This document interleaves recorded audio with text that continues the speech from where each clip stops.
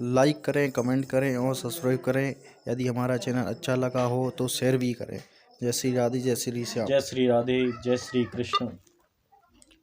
श्री गणेशाय नमः। श्री सरस्वत्यै नमः। श्री परम गुरुभ्यो नमः। श्री मातृपितृचरणे कमलेभ्यो नमः। मंगलम भगवान विष्णु, मंगलम गरुड़ाध्वज, मंगलम पुंडरीकाक्षं, मंगलाय तनोहरि। बरसाने की राधिका नंदगांव के श्याम, इनके चरणन में करूं कोटि कोटि प्रणाम। लोकाभिराम मरण रंग धीरम, राजीव नेत्रम रघुवंशनाथम, कारुण्य रूपम करुणापरं तम श्रीरामचंद्रं शरणं प्रपद्ये। मनोजवं मारुततुल्यवेगं जितेन्द्रियं बोधिबतां वरिष्ठं, वातात्मजं वानरयूथमुख्यं श्रीरामदूतं शरणं प्रपद्ये। आज हमारे परम भक्त हैं, उन्होंने मुझको एक मैसेज किया था कि महाराज जी ये बताने की कृपा करें कि श्री हनुमान जी महाराज जी ने पंचमुखी रूप धारण कब किया, क्यों किया, किस कारण से किया।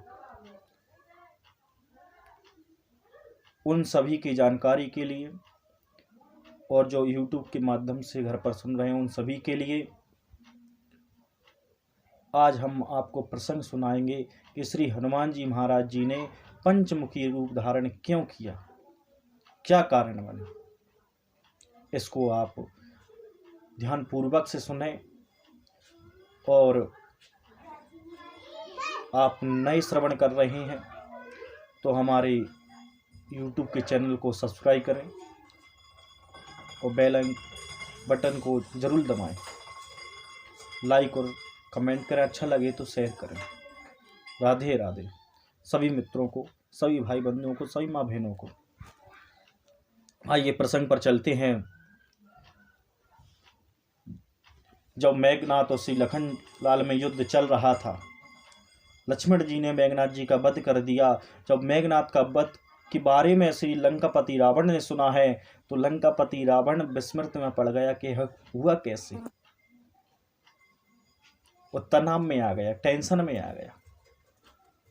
जब वो टेंशन में आया है तो जब टेंशन में व्यक्ति होता है तो या माँ समझे या पिता समझे, और कोई नहीं समझता। उसी समय उसकी माँ का आगमन हुआ। माँ ने कहा, बेटा तुम किस प्रकार तनाव में बैठे हुए हो। तो माँ से कहा लंकापति रावण ने, माँ आज मेघनाथ का भी वध हो गया, मैं क्या करूं। तो माँ ने कहा, चिंता मत करो, आपके दो भाई और हैं, अहिरावण और महिरावण, दोनों ही परम वीर हैं और जादू टोना और माँ कामाक्षी देवी के परम भक्त भी हैं।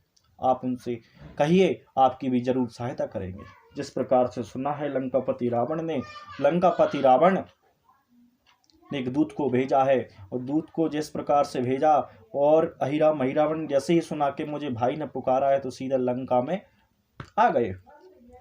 और जिस प्रकार से लंका में आए तो उन्होंने भाई से पूछा, भाई किस प्रकार से आपने बुलाया है। तो भाई ने कहा, पूरा वृत्तांत कह सुनाया। जब वृत्तांत कह सुनाया है तो उन्होंने कहो, आप चिंता मत करो, अब चिंता करने की तो उनकी है।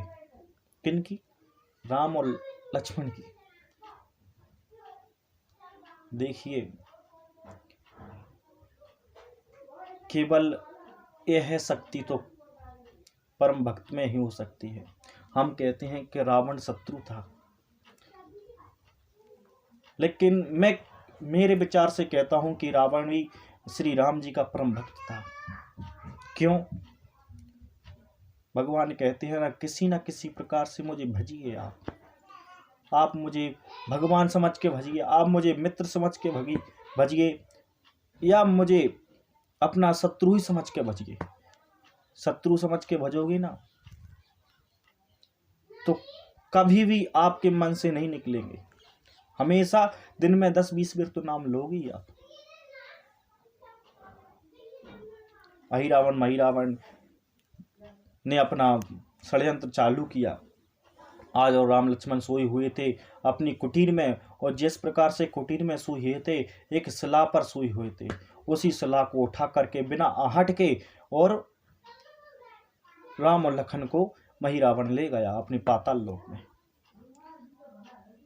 अब विभीषण को पता चला कि कुछ अनहोनी हो गई है। उन्होंने राम और लक्ष्मण को देखा तो सीधी शंका हिरावण पर पधारी कि हो सकता है हिरावण का ही काम हो। तो हिरावण श्री हनुमान जी को उन्होंने सूचना दी। हनुमान जी से कहा कि अब आप ही कुछ कर सकते हो। श्री हनुमान जी ने कहा चिंता मत करो, कुछ ना कुछ हल जरूर निकालता हूँ।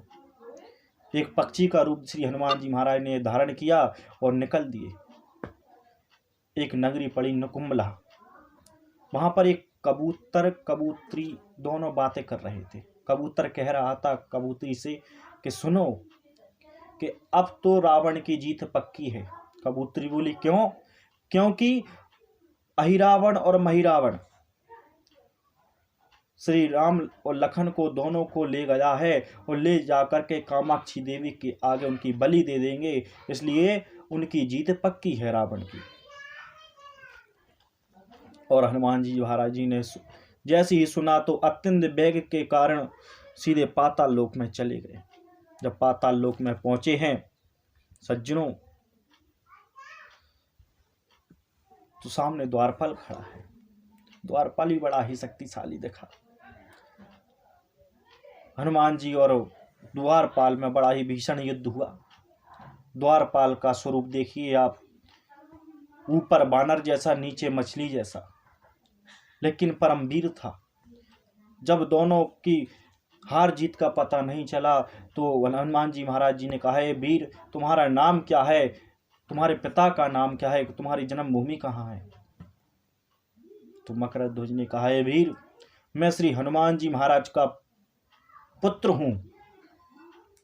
हनुमान जी महाराज ने सोचा यदि हमारा पुत्र, हम तो सामने युद्ध कर रहे हैं, इसको हमारे बाप के बारे में पता नहीं।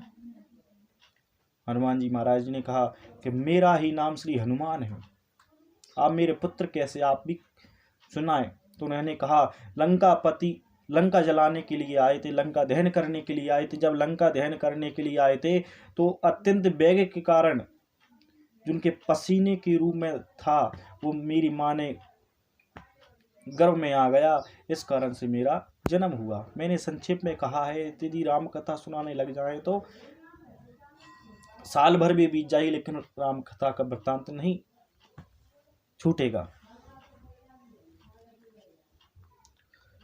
जब इस प्रकार से कहा तो मकरध्वज भी श्री हनुमान जी के महाराज का साथ देने लगा है। और हनुमान जी महाराज जी जैसे ही अंदर गए, माँ कामाक्षी देवी के मंदिर में गए, माँ कामाक्षी देवी से कहा माँ क्या आप राम लक्ष्मण का बलि लेकर आप प्रसन्न होंगी? तो कामाक्षी देवी ने कहा नहीं, आप जो करने आए वो करिए, आपकी हमेशा विजय होगी, विजयी होंगे। लेकिन हनुमान जी महाराज जी से कहा आप कह रहे हैं। हनुमान जी महाराज जी ने फिर प्रश्न किया मां कामाक्षी देवी से। उत्तर दिया कामाक्षी देवी ने, मैं तो दुष्ट अहिरावण महिरावण की बलि चाहती हूँ, ये दोनों मेरे परम भक्त हैं, पर अधर्मी है, अत्याचारी भी हैं। आप अत्यंत प्रयत्न करो और सफल रहेंगे।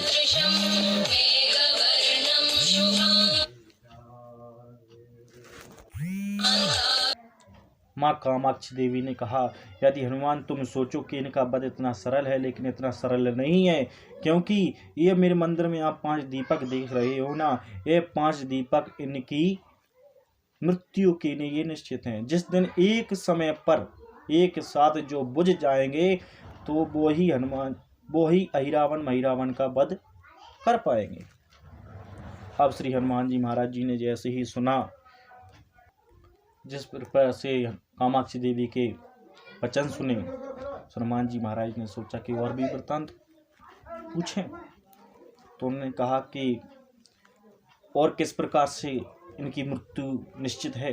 तो उन्होंने कहा यदि आप ज़्यादा जानना चाहते हो तो इनकी पत्नी चित्रसेना के पास में जाइए।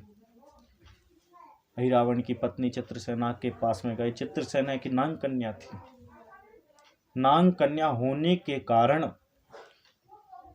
उनकी जो प्रेम था वो अहिरावण में नहीं था, क्योंकि उनको वो अहिरावण चित्रसेना का अपहरण करके लाए थे, जबरदस्ती से बंदी बनाकर उनकी पत्नी के बना लिया था। लेकिन वो परम भक्त थी श्री विष्णु जी की। जिस प्रकार से हनुमान जी महाराज चित्रसेना के महल में पधारे, चित्रसेना को उनका वृत्तांत हुआ। चित्रसेना ने कहा मैं एक ही शर्त पर बताऊंगी, यदि जो स्वयं श्री विष्णु हरि के अवतार हैं तो इनको मुझसे शादी करनी पड़ेगी। अब हनुमान जी महाराज सोच में पड़ गए, यह तो मर्यादा पुरुषोत्तम श्री राम है, कैसे कर सकते हैं विवाह। अब मैं इसको उत्तर कैसे दूं। तो उन्होंने हनुमान जी महाराज जी ने एक चाल खेल दी। उन्होंने कहा देवी चिंता मत करो, शादी के लिए हम कराएंगे, लेकिन जिस पलंग पर तुम बैठा रहोगे ना वह पलंग सही होना चाहिए। यदि पलंग टूट गया, कुछ हो गया तो श्री राम जी चले जाएंगे, तुमसे शादी नहीं करेंगे। चित्रसेना ने कहा जिस पर अहिरावण महिरावण जैसे राक्षस बैठ सकते हैं वो तो श्री हरि है, कुछ नहीं होगा, चिंता मत करो। अब बताओ कि वध कैसे होगा, अब बताओ वध कैसे होगा। उन्होंने कहा जो अहिरावण के महल में जो भौरे हैं इनको आपको वध करना पड़ेगा पहले, क्योंकि ये भौरे ही अहिरावण महिरावण को जिंदा करते हैं मारने के बाद में।